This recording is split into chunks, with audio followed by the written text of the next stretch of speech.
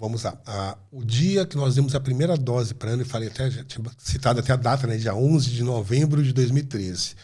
Essa data eu não vou esquecer, porque assim, foi uma data muito forte, muito, muito marcante.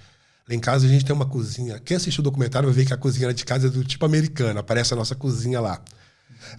Nunca vou me esquecer. A Catiele do lado de dentro da cozinha, eu do lado de fora, na bancada. A gente pegou aquela seringuinha, uma seringa com 3 gramas. Era uma seringuinha de nada. Seringa fininha, né? Fininha, aquela pequenininha. A gente tirou o grão de arroz, o tamanho do óleo, era o tamanho de um grão de arroz. Imagina o tamanho de um grão de arroz. Era a quantidade de óleo que a gente foi dar para a Anne. A gente apertou aquele óleozinho, colocou numa colher, misturou com óleo, preparando para dar para a Anne. Eu me lembro como se fosse hoje, a gente caminhando, a Catiele até tremia, né, carregando aquela colherinha na mão ali com aquele óleo. Eu me ajoelhei de um lado, a Catiele se ajoelhou do outro lado da Anne, a Anne fica no colchão na sala, e a gente não conseguia falar nada, a gente só chorava. A gente chorava, porque assim, a gente estava perdendo a Anne. A gente não sabia quando é que ela teria a última crise convulsiva. As convulsões estavam aumentando cada vez mais. Aí a Catiele, eu ajudei a abrir a boquinha da Anne e a gente colocou aquela colher de óleo na boquinha dela, passando a colher na língua dela, e a gente ficou ali sentado, os dois, olhando para ela, uns 10 minutos e chorando. Espera de um milagre. E assim, não é imediato. Beleza, aquele dia foi passando, que eu comentei, né? Uma semana depois, ela baixou de 66 crises para 20 e poucas, depois baixou de novo. E aí teve um dia que eu me lembro que a Catiele acordou, olhou para mim e falou assim, Fischer, quantas vezes você levantou de noite para ajudar a Anne? Porque como a Anne tinha crise de 2 em 2 horas, a gente fazia rodízio, revisão, né? Assim, troca de turno para cuidar da Anne. E aí eu me dei conta que não tinha levantado nenhuma vez. Nem ela. Nem ela. Não foi eu, nem você. A gente não levantou porque a Anne não gritou. A Anne não deu crise de noite. E aí a gente se deu conta que a gente tinha dormido a primeira vez desde que a Anne tinha nascido uma noite inteira. Que a gente tinha conseguido dormir. Foi aí que a gente se deu conta que estava fazendo efeito. Só que assim, a gente estava muito assustado. Porque, primeiro, derivado da maconha é proibido no Brasil. E será que era mesmo? A cabeça na nossa dúvida, né? Então, assim, a gente não queria falar para ninguém porque tinha um medo de estarmos fazendo uma coisa legal e, ao mesmo tempo, na euforia e na não certeza se era, de fato, o CBD que estava controlando as crises convulsivas. Sim. Mas, como eu te falei, né? Aí, na sequência, com 9 semanas, ela zerou. E tem uma história muito bacana, deixa eu abrir um parênteses aqui. Tem uma história muito jóia que foi Pode assim. falando, vamos lá. Quando a gente deu essa primeira dose para a Anne, ela estava lá apagada. Era um vegetal, né, uma bonequinha de pano na cama. Ela não se mexia mais. E aí, depois de umas 3 ou 4 semanas dando óleo, a Anne começou a chorar. E a Anne não chorava mais, ela não emitia mais som. Então a Anne começou a chorar, e eu e a Catiele começamos a pular em volta, dando risada, fazendo uma festa, uma alegria, que a Anne estava chorando. Aí a Júlia, a irmãzinha mais velha, olhou e não falou nada, né? Na semana seguinte, a Anne deu uma gargalhada. Nossa. Aí eu e a Catiele começamos a chorar. Aí a Júlia virou assim, papai, mamãe, não tô entendendo. A Anne chora, vocês acham graça. A Anne ri, vocês começam a chorar, o que tá acontecendo? Como assim, né? Então, assim, foram momentos bastante marcantes. Foi assim que a gente percebeu que estava fazendo efeito, que estava melhorando. Foi justamente nos pequenos detalhes que a Anne voltou a olhar a gente nos olhos, ela voltou a se alimentar novamente, ela começou a querer a voltar ao teu domínio do tronco, porque ela não tinha mais sustentação, não tinha mais nada. Tava molinha, né? Completamente mole, era um boneco de pano na cama. E aí, como é que... E aí, essa evolução de movimentação, de retomada de... Como é que tá a questão de voz, de fala? Como é que tá essa questão? Como é que foi essa evolução? Pois é, assim, a recuperação, assim, ó, vamos dizer assim, o antes e o depois do canabidiol não tem preço. Não tem como explicar, não tem como falar. E não é só de quem usa, é de toda a família. Imagina você conviver com alguém que tem aquele problema de variação de humor. A pessoa agora é bipolar, que o pessoal fala. A pessoa agora está extremamente alegre. Daqui a pouco a pessoa está deprimida. Daqui a pouco a pessoa está extremamente alegre de novo. É ruim. Isso acaba gerando um mal-estar na família. Aí afeta os que estão em volta, né? Todo mundo. O clima da família afeta. Imagina a mesma coisa a Anne, tendo uma crise convulsiva de 2 em 2 horas. Quem consegue ficar feliz e viver de maneira tranquila no ambiente onde a cada 2 horas você vai ver seu filho gritando ali, se contorcendo todo no chão. Então, assim, não tem como ser feliz.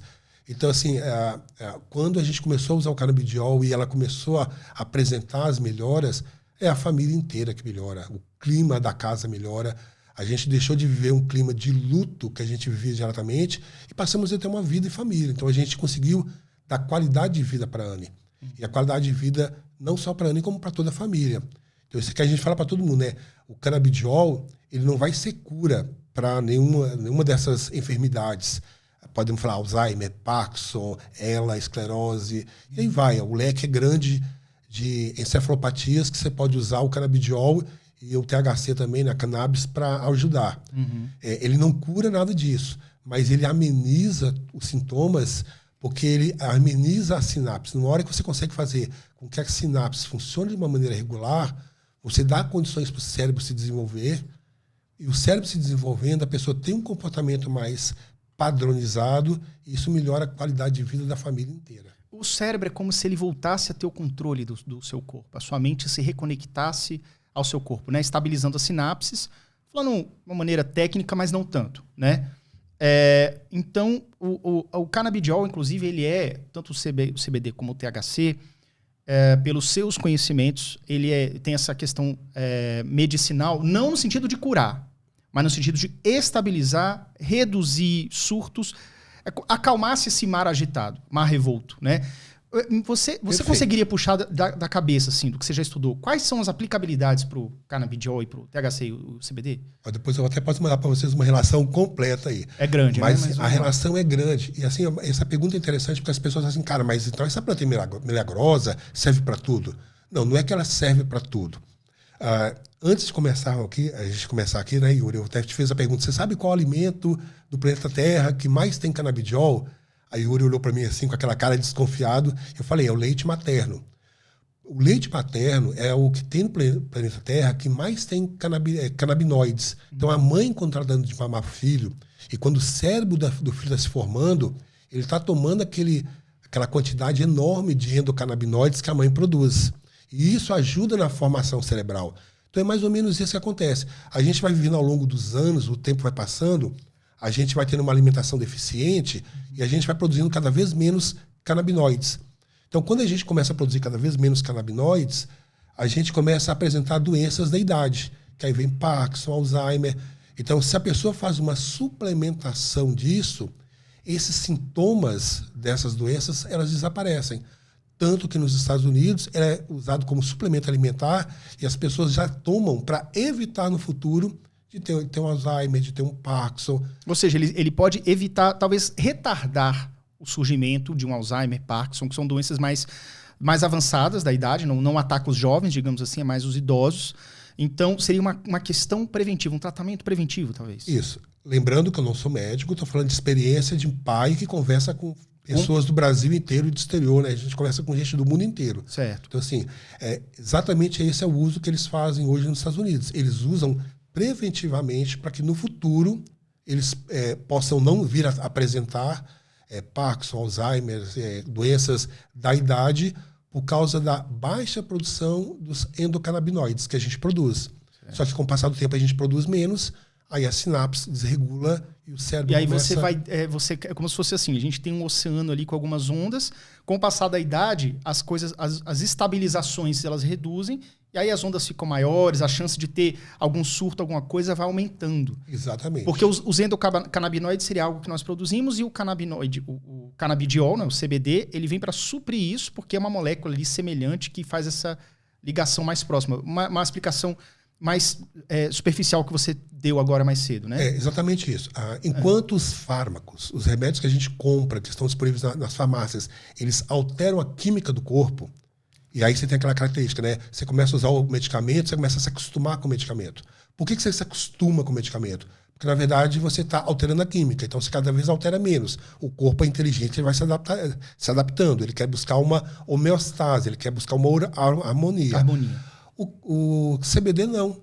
O CBD, na verdade, você já produz. Nós já produzimos o canabidiol. Então, quando eu suplemento com canabidiol, com THC, ou mesmo outros endocannabinoides, nós já produzimos isso. Então, na verdade, não existe aquele lance do corpo se acostumar. Ele simplesmente vai se plugar nos receptores e vai dar o controle do sintoma. Então, assim, não gera uma dependência química, porque você já produz. Você não tem o problema de se acostumar, porque o número de receptores cerebrais é o que você tem de receptores. Então, se você tiver lá, não sei, não tem números, né? Mas 1 zilhão de receptores, você vai continuar tendo aquele 1 zilhão. Você não vai produzir mais ou menos. Então, assim, não tem um lance do vício químico por causa do uso do medicamento. Eu quero fazer um adendo. Quando eu experimentei o canabidiol, o CBD, em 2020, a minha dose foi bem baixinha, uma dose introdutória, eu fui aumentando aos pouquitos, né? Mas até pelo que a gente conversou aqui antes da nossa live, você falou até que seria uma quantidade até... A minha quantidade máxima ainda poderia ter ido mais, assim, digamos que não estava ainda no... Dava para avançar mais, mas tudo bem. Eu fiz uma experimentação, um frasco. Acho que é um frasco de 50 ou 70 ml, uma coisa assim. Usei por 1 mês e meio. Eu vou te falar uma coisa. As pessoas ligam, obviamente, canabidiol, maconha e tal. As pessoas têm essa associação, como se eu comprasse uma maconha líquida, assim, para você, né, ingerir. Eu tive, sim, alguns progressos com relação aos sintomas do TDAH. Eu fiquei menos ansioso. Tô olhando aqui para vocês. Eu fiquei menos ansioso.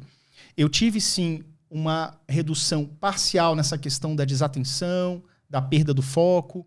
Não tive como se fosse assim um efeito tão poderoso como, por exemplo, a Ritalina, um psicoestimulante como o Venvance também, que são específicos para o TDAH. Eu tive uma coisa parcial, tá? Mas foi o que eu senti.